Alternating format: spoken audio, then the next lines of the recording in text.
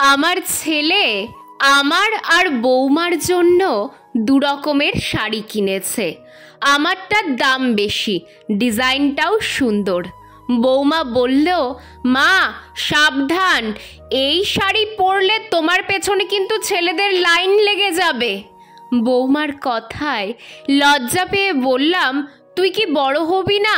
কি সব কথা বলে, মুখে আটকায়ও না। সে কি এমন বললাম? এত কিউট একটা মা আমার হয়েছে, আর অকামের কথা বলতে হবে না। রাত হয়েছে, খেতে দে, সবার খিদে পেয়েছে। খাওয়া দাওয়া শেষ করে শুয়েছে সবাই। আমার কোমরের ব্যথাটা হঠাৎ বেড়েছে। ব্যথা সহ্য করতে না পেরে ঘরের বাইরে হাঁটছি। না চাইতেও ছেলের ঘর থেকে ছেলে আর বৌমার কথাবার্তা কানে এলো। ছেলে বলছে, মায়ের শাড়িটা আমার খুব পছন্দ, প্রথমেই ওটা পছন্দ হয়েছে। বৌমা বলছে, হ্যাঁ আমারও খুব পছন্দ হয়েছে। তোমার পছন্দ হয়েছে মাকে বললে না কেন? পাগল নাকি? মাকে কেন বলবো? বললে তো আমায় দিয়ে দিত। তাও ঠিক। মা তো নতুন শাড়ি পরতেই চায় না, দেখবে ওটা আমাকেই দিয়ে দেবে। ছেলে বউয়ের এমন কথাবার্তায়, ভালোবাসায়, স্নেহে আমার চোখে জল চলে এলো। আমার ব্যথা যেন নিমিষেই উধাও।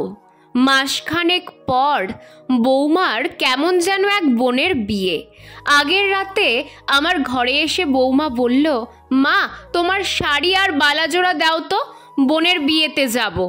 বিয়েতে যাবি, ভালো শাড়ি পর। এমন শাড়ি পরে বিয়ে বাড়িতে কেউ যায়? অত কিছু জানি না, তোমার শাড়ি পরতে ভালো লাগে। আমার সময় নেই, তাড়াতাড়ি দাও তো। চাবি তো তোর কাছেই আছে, নিজেই নিয়ে নে। বৌমা শাড়ি বের করে নিল, বালাজোড়ার সাথে কানের দুল, নাক টানাটাও নিল। দেখেছি, তবুও বললাম, কি নিলি বললি না তো? মায়ের জিনিস মেয়ে নিচ্ছে, এখানে বলে নেওয়ার কি আছে? কথাটা বলে ও বাচ্চাদের মতো মুখ ভেঙচি দিয়ে চলে গেল। রাগ দেখিয়ে বললাম, আলমারির তালাটা তো লাগাবি নাকি? তুমি লাগাও, আমার অনেক কিছু গোছানোর বাকি আছে। পরের দিন ভোরে ছেলে বউ দুজনে গেল বিয়ে বাড়িতে। 3 বেলা ফোন করে বৌমা আমার আর স্বামীর ওষুধ চিনিয়ে দেয়। সকালে কোন রঙের, বিকেলে, রাতে কোন রঙের সিরাপ খেতে হবে সেটাও বলে দেয়। রাতে শুয়ে শুয়ে ভাবি, বৌমা খুঁজতে চেয়েছিলাম, কিন্তু মেয়ে পেয়ে গেছি। গল্পটা কি অসাধারণ লাগলো, তাই না? কিন্তু হ্যাঁ, এটা গল্পতেই সম্ভব, বাস্তব বড়ই কঠিন। প্রতিটা বৌমা শাশুড়ির মধ্যে যদি এত সুন্দর মিষ্টি একটা সম্পর্ক গড়ে উঠত, তাহলে কিন্তু আমাদের সমাজের চেহারাটাই বদলে যেত, তাই না বলুন?